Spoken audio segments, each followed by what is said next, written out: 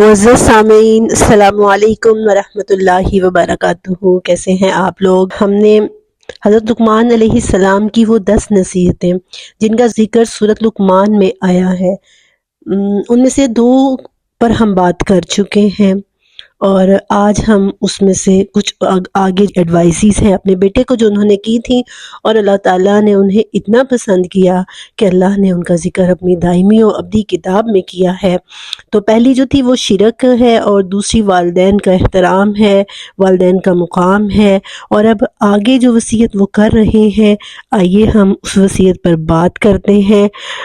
तो आइए देखते हैं सूरत लुक़मान में ये आयत नंबर है, सूरत लुक़मान आयत नंबर 17 में इस वसीयत का जिक्र आया है। आइए इस वसीयत को देखते हैं। या बुनैया औज़ु बिल्लाहि मिनश शैतानिर रजीम, बिस्मिल्लाहिर रहमानिर रहीम। या बुनैया अक़िमिस सलाता वअमुर बिल मारूफ़ी वन्हा अनिल मुनकर वस्बिर अला मा अस्वाबका इन्न ज़ालिका मिन अज़्मिल अमूर। ये आयत मैंने आपके सामने पढ़ी है। आइए पहले इसका तर्जुमा देखते हैं, फिर हम इस पर बात करेंगे।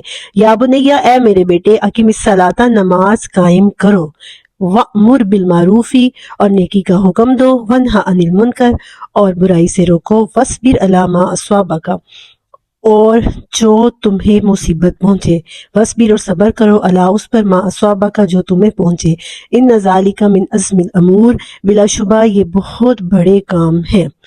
अच्छा जी, आप लोगों ने तर्जुमा सुना, देखिए कितनी एडवाइसेस हैं इस आयत के अंदर, कितनी नसीहतें हैं। या बुनैया अक़िमिस सलाता, नंबर 1 नमाज कायम करो, वअमुर बिल मारूफ़ और नेकी का हुक्म दो, वन्हा अनिल मुनकर और बुराई से रोको। ये एक ही है, अमर बिल मारूफ़ नहीं अनिल मुनकर। और तीसरी क्या कि जो मुसीबत पहुँचे उस पर सब्र करना है। इन्न ज़ालिका मिन अज़्मिल अमूर यकीनन ये बहुत भारी काम है। 3 एडवाइसेस हैं इसके अंदर, जबकि मैं समझती हूँ कि ये 2 ही हैं, नमाज का हुक्म और नहीं अनिल मुनकर, अमर बिल मारूफ और नहीं अनिल मुनकर 2 हैं। जब ये दोनों काम करते हैं तो इसका एक लाज़मी नतीजा जो होता है, लाज़मन जो रिएक्शन होता है, वो होता है हमें सब्र करना पड़ता है, क्योंकि ये दोनों ही भारी काम हैं। अच्छा जी, अब यहाँ पे सबसे पहले जो चीज़ हमने देखनी है वो अंदाज़े कलाम है, स्टाइल ऑफ उनका कन्वर्सेशन कह ले या उनका बात करने का जो स्टाइल है वो कितना खूबसूरत, वही चला रहा है। या बुनैया, ए मेरे छोटे से बेटे, प्यार वाला अंदाज, मोहब्बत वाला अंदाज शुरू से यही चला आ रहा है। या बुनैया, ए मेरे प्यारे बेटे।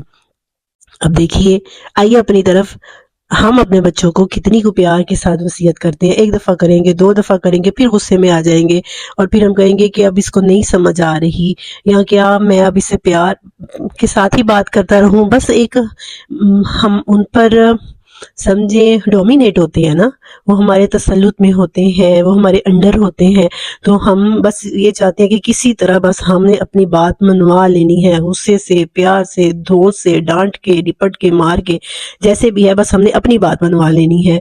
तो क्योंकि ये हम पूरा उनके ऊपर हमारा रौब होता है, और वही तो हमारे बच्चे ही तो है जिन पर हम अपना सारा गुस्सा भी निकाल सकते हैं और सब कुछ। और जब बगैर ये बात सोचे कि हमारे डांटने से, हमारे उनको डांट डपट करने से, गुस्सा निकालने से, अपना स्ट्रेस उन पर निकालने से बच्चे दूर हो जाते हैं। तो सबसे पहली चीज़, अगर आपने औलाद की तरबियत करनी है, औलाद की ट्रेनिंग करनी है, तो सबसे पहली चीज़ आपके और उनके दरमियान एक कॉन्फिडेंस लेवल होना चाहिए, एतमाद का रिश्ता होना चाहिए। और मोहब्बत तो वैसे ही दिलों को जीत लेती है, मोहब्बत फातह आलम है।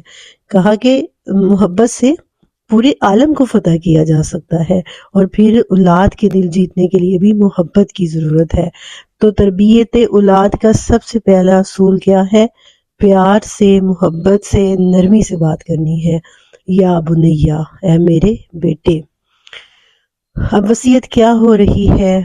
वसीयत हो रही है नमाज पढ़ने की, हक़ूक़ुल्लाह की। अल्लाह का हक है बंदे पर कि वो नमाज पढ़े। हज़रत लुक़मान अपने बेटे को ये वसीयत कर रहे हैं कि ए मेरे बेटे, ए मेरे प्यारे बेटे, शिरक नहीं करना, वालिदैन को उनका मुकाम देना है और फिर नमाज कायम करते रहना है।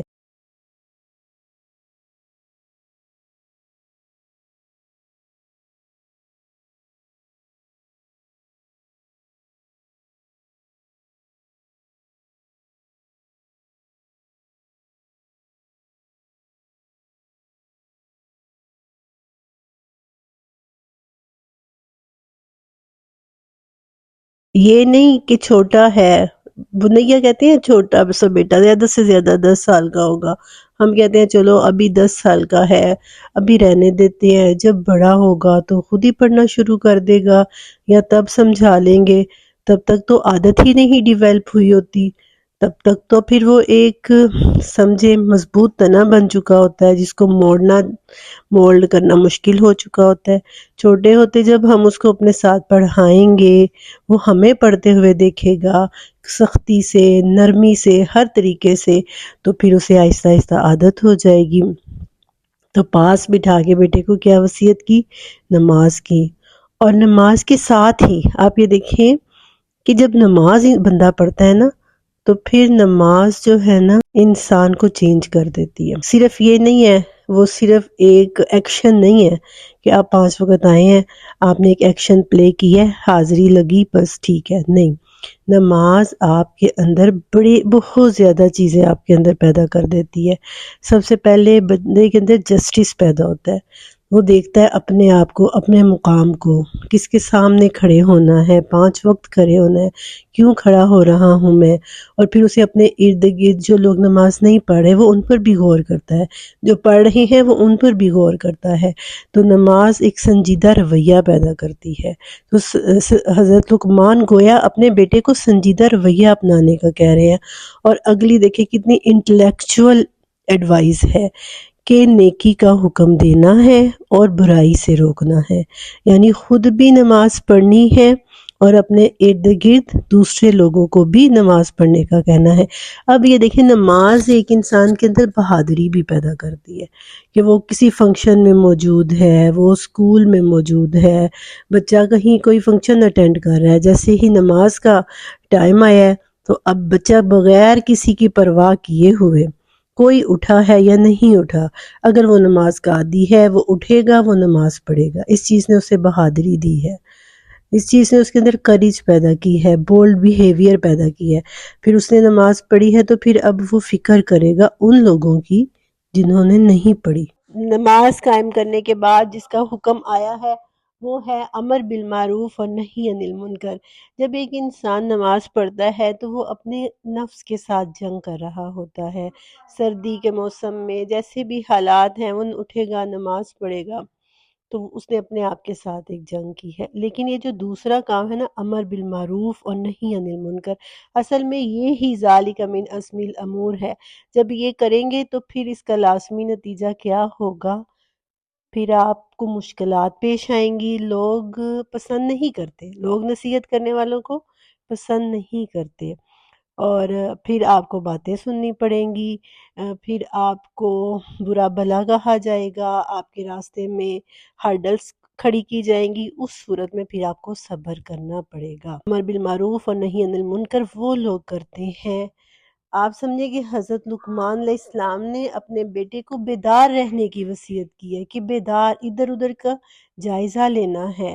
یہ نہیں، ایک مومن جو ہوتا ہے وہ اپنے ارد گرد اپنے ماحول کو صاف کرتا ہے، تو امر بالمعروف اور نہی عن المنکر، کچھ لوگ یہ کہتے ہیں کہ یہ دو علیحدہ چیزیں ہیں، نہیں، یہ ایک ہی چیز ہے، نیکی کی طرف بلانا اور برائی سے روکنا۔ جو نیکی کی طرف بلائے گا وہ برائی سے بھی روکے گا، تو گویا یہ اپنے ارد گرد سے گندگی کو صاف کرنا ہوتا ہے، اپنے ماحول کو صاف کرنا ہوتا ہے۔ آپ کبھی بھی گانے چل رہے ہیں، فلمیں لگی ہوئی ہیں، اور اس طرح کے کام آپ کے ارد گرد ہو رہے ہیں اور آپ وہاں کھڑے ہو کے نماز پڑھنے لگ جائیں، آپ کو یقیناً کہنا پڑے گا کہ ذرا آپ اس کو بند کر دیں، آئیے آپ بھی نماز پڑھیں۔ اس میں ہمیں کیا حکمتیں اپنانی ہوں گی وہ پھر ایک علیحدہ ٹاپک آ جاتا ہے کہ آپ نے ادعو الی سبیل ربک بالحکمت والموعظۃ الحسنہ وجادلہم باللتی ہی احسن، کہ کس طریقے سے بلانا ہے، حکمت سے، موعظہ حسنہ سے، اگر لڑائی جھگڑا کرنا پڑ جائے تو اچھے طریقے سے، لیکن آپ کو یہ کرنا ہوگا، آپ کو اپنے ارد گرد کے لوگوں کا بھی جائزہ لینا پڑے گا، ان کو اپنے ساتھ لے کے چلنا پڑے گا، اور یہی ذالک من عزم الامور ہے۔ گویا ایک مومن بیدار ذہن والا ہوتا ہے، وہ کانشیس ہوتا ہے، اس کے اندر بیداری ہوتی ہے، وہ اپنے ارد گرد کا جائزہ لیتا ہے۔ ذاتی عبادتیں جتنی بھی ہیں وہ نفس کے خلاف ہیں، لیکن امر بالمعروف جو ہے یہ صبر مانگتا ہے، اور جب یہ چیز آتی ہے تو پھر اس کو کیوں کہا عزم الامور؟ عزم بھی بڑی ہمت والا کام ہے، یعنی جب بندہ یہ کرنے لگتا ہے نا، نمازیں پڑھ لے گا، وہ روزے رکھ لے گا، شرک سے باز آ جائے گا، لیکن امر بالمعروف اور نہی عن المنکر ایسا کام ہے یہاں پہ آ کے وہ ودرو کر لیتا ہے، اور جب ہم یہاں پر آ کر ودرو کرتے ہیں نا تو آپ یقین کریے آہستہ آہستہ آہستہ آہستہ ہماری اپنی نمازیں بھی کمزور ہونی شروع ہو جاتی ہیں آہستہ آہستہ، کیونکہ جب ہم نیکی کا حکم دے رہے ہیں، برائی سے ہم کانشیس ہیں، ہمیں اس چیز کی فکر ہے کہ لوگ کہیں گے کہ یہ خود تو کرتے نہیں ہیں اور ہمیں کیوں کہہ رہے ہیں، اسی لیے ہم اپنے اعمال کی فکر کریں گے، ہم اللہ رب العزت کے آگے کھڑے ہوں گے کہ اللہ میں تو تیرے دین کی یہ لوگوں کو روکنے والا ہوں، لوگوں کو نیکی کا حکم دینے والا ہوں، تو اسی لیے ہمیں بھی دین پر قائم رکھ، تو ہم خود بھی اللہ کے سامنے یہ دعا گو رہتے ہیں، لیکن جب ہم اس چیز کو، اس فریضے کو وڈرا کر دیتے ہیں تو آہستہ آہستہ آہستہ آہستہ ہمارے اپنے اعمال بھی کمزور ہونے شروع ہو جاتے ہیں۔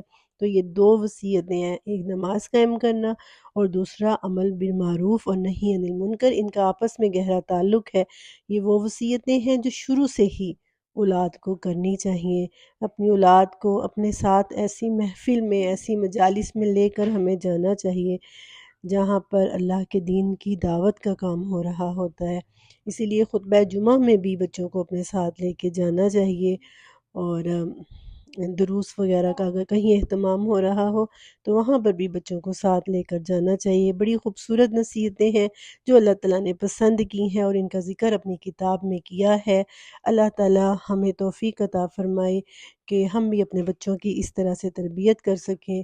آمین وآخر دعوانا ان الحمد للہ رب العالمین وما علینا الا البلاغ المبین۔